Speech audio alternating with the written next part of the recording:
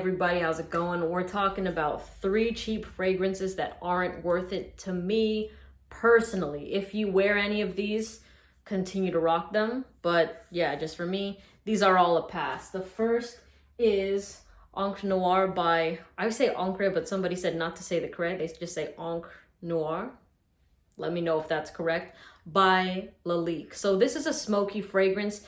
And what I'm mainly basing this video off of is the smell, because of course the price for these scents are really, really good. So even if the longevity is lacking, you know, you can cut it some slack. But if the scent itself isn't good enough, then to me, it's a total pass. And for this fragrance, I get that it's smoky.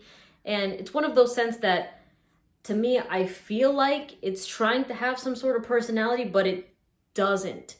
It just falls very flat. And on top of that, the performance I got with this was not at all what I expected. I mainly got a couple hours from this fragrance, and I was thinking because it has like a darker feel to it, and because it's more of a heavy scent, I was thinking it would at least go for 4 hours, but on me, it was only around 2. And because of that, with a mediocre smell, it's just not really anything I'm crazy about.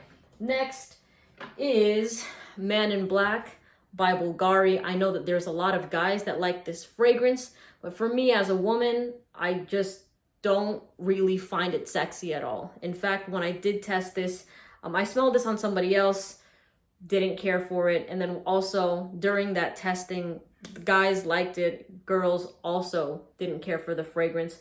But yeah, this is something that is one of those fragrances that's made to be sexy. Like it has like this boozy, tobacco-y sort of vibe, but it just doesn't scratch that itch for me. You know what I mean? On top of that, the performance is lackluster, but you can kind of cut it some slack because it's like a $45 fragrance. But to me, if you're trying to find something that is sexy around that price point that has a really good track record, then go for something like Pie by Givenchy. They don't smell similar at all. This one's definitely trying to go the more badass route, whereas this is just like cozy, sexy, and just super attractive to women. This thing is super, super attractive.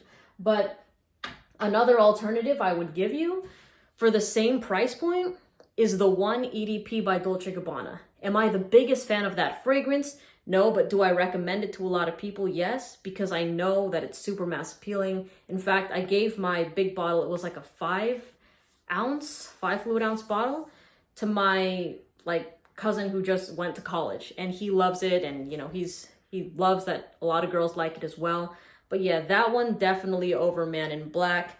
To me, the one fragrance that I feel outshines this one, if you're trying to go in the same type of direction, is Spice Bomb Extreme by Viktor and Rolf. This though goes for like double the price of this or even more, so you're gonna have to put down a little bit more with Spice Bomb Extreme if you want it. But yeah, like I think that this can cover the basics for you.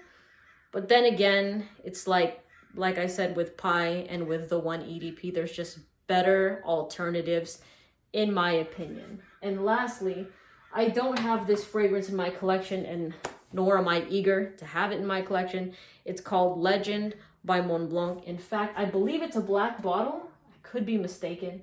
And it pretty much looks like this. I think that's the bottle design, but this one's Legend Spirit that I have in my hands.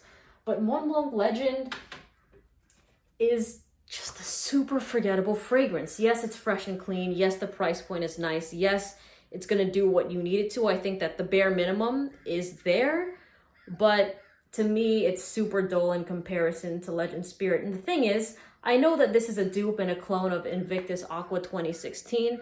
And no, this fragrance isn't unique either, but it's just really attractive. And I remember that day in Sephora where I tried 28 different fragrances, and out of all the masculine ones I tried, this was the most memorable. Like I was trying Dior Fahrenheit. I tried like a bunch of things in the Invictus line and more Chanel's and Dior's and Prada's, all those sort of things, the Givenchy's.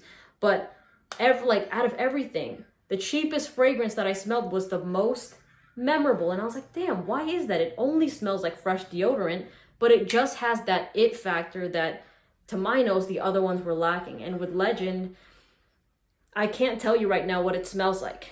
I cannot. I remember smelling it and just kind of shrugging it off. But if you were like, no, what are the notes? Like, what did you get from that? It was just like a basic, generic, fresh and clean fragrance. And if you're just trying to get those bases covered anyways, then just go with Legend Spirit. That's me, of course, everyone. Your own opinion is your own. But that's all I really have to say. I'll put the names of the fragrances, and maybe if I can find stuff for Dolce & Gabbana, The Only One, and Pi as well. All of that will be in the description in case you're interested. But I hope you have a lovely rest of your day, and I'll see you in the next video. Bye.